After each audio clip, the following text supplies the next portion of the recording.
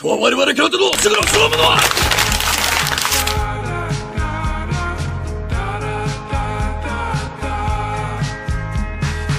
Now this is a review I've been wanting to get to. I absolutely adore the Five Nights at Freddy's series, and I can't wait to share my adoration for this series with you guys. There are so many games in the series that I can cover. The only way to start though, of course, is at the very beginning. Five Nights at Freddy's 1. Let's go. Let's do this, guys. The plot of this game is actually quite simple. You get a newspaper article in the mail telling you that there's a night shift position at Freddy Fazbear's Pizza, a Chuck E. Cheese style restaurant.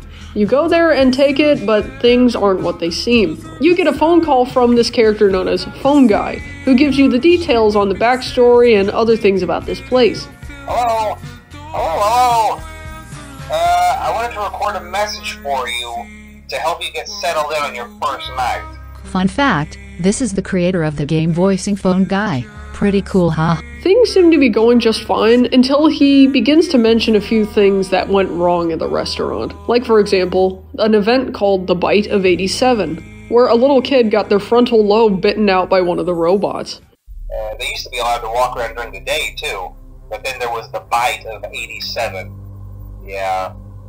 It's amazing that the human body can live without the frontal lobe, you know?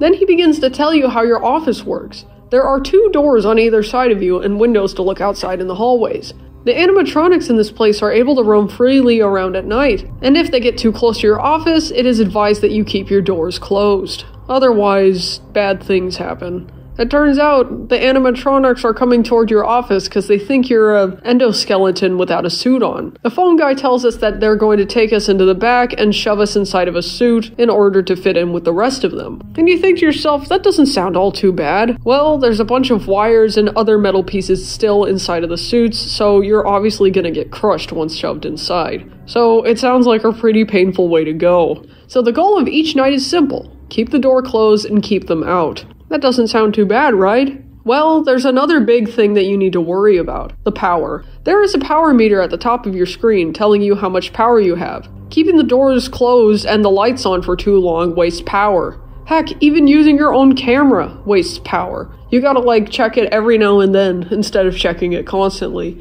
You gotta use these things very sparingly because if you do, the power will run out in the middle of your night. And when the power runs out, this happens.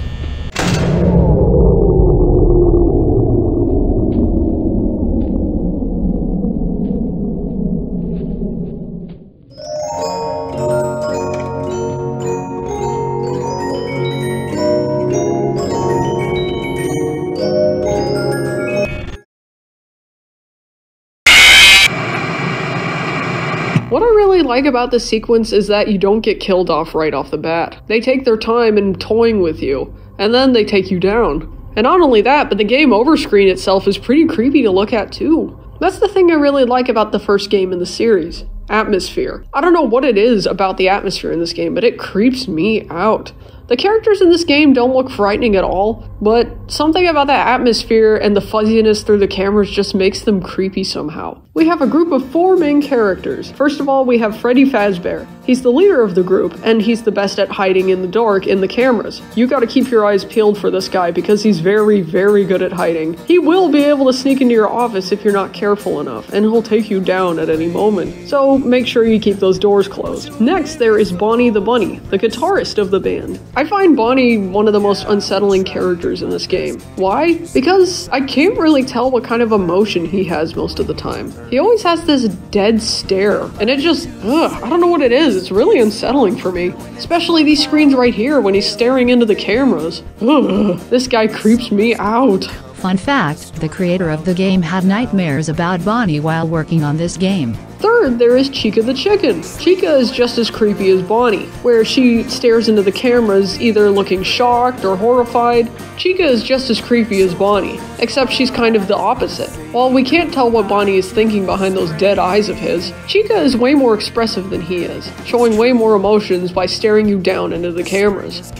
She's creepy. I find her just as unsettling as the bunny boy himself. Then there is Foxy the pirate. He hides inside of Pirate Cove, and you gotta keep your eyes peeled on this guy. Every now and then in the night, he slowly comes out of his cove to make his way down to the office. If you're not careful enough, he will get out and he'll run toward your office. You gotta make sure you slam that door quick, otherwise this happens. Wow, that scared me. I'm going to turn Foxy into something not scary. How about turning him into shoes? No, I don't want to be shoes. With such a small group of characters, you think, oh, this won't be so bad. This seems like such a simple game. What could go wrong? Well, that wasn't all the characters. There is still one left that I haven't mentioned yet, and this is by far the creepiest and most mysterious character in the game. This is Golden Freddy, a mysterious ghost-like character who appears on posters and in your office. He doesn't stay around for too long and barely shows up, but when he does, he scares the living daylights out of you. In order to get rid of him, you just put up your camera monitor until he disappears. But if you stare at him long enough, this happens. And then the game crashes. Golden Freddy is completely different from the rest of the group. While the rest of the gang are able to walk around and make their way toward the office, Golden Freddy is hunched over and is seemingly unable to walk, and yet can teleport anywhere at will. We don't really know that much about this character for now, but in the later games we will know more about him. So you think to yourself, oh, well, the game seems simple enough, it's just a bunch of spooky happenings, you get your paycheck at the end of the day, everything's fine, right? Well, not exactly. There's a darker story hidden underneath the surface of this game. You begin to notice that the posters in the hallways begin to change during certain times of the night. One moment they look like posters of friendly characters, but the next they show crying children.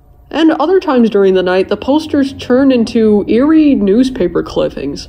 They read about what happened at Freddy Fazbear's Pizza many years ago. Nugget, take it from here. Kids vanish at local pizzeria. Bodies not found. 2 local children were reportedly lured into a back room during the late hours of operation at Freddy Fazbear's Pizza on the night of June 26th. While video surveillance identified the man responsible and led to his capture the following morning, the children themselves were never found and are presumed dead. Police think that the suspect dressed as a company mascot to earn the children's trust.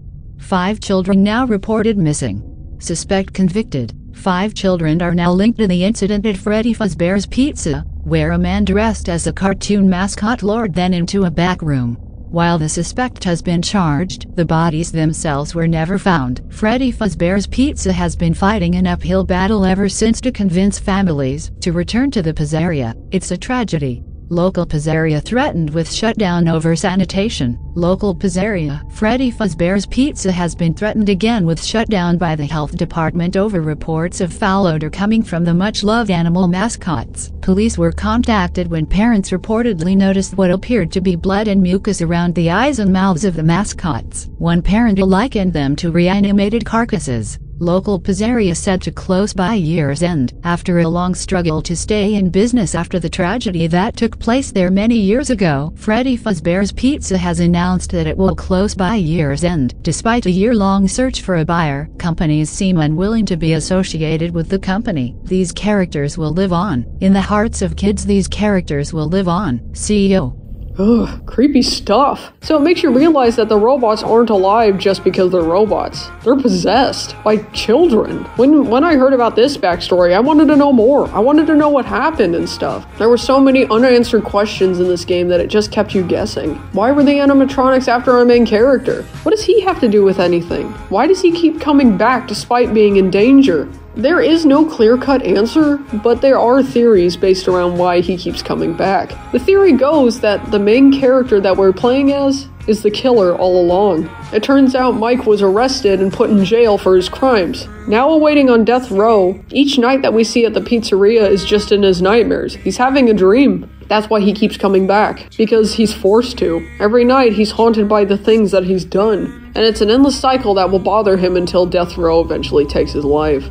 Ugh, that is haunting. There are so many mysteries in this game that many people haven't figured out to this day. For example, one of the biggest mysteries is who did the bite of 87. We have 5 characters in total, so we got 5 culprits to choose from. Clearly it wasn't Bonnie or Chica because their teeth aren't sharp enough. Some people say it was Freddy. On this rule poster that you see down the hall, one of the rules on the poster says don't touch Freddy. And if you look closely at the still image of him, it looks like there's a handprint on his face. It's kind of creepy if you ask me. Ugh. One of the other biggest culprits is Foxy.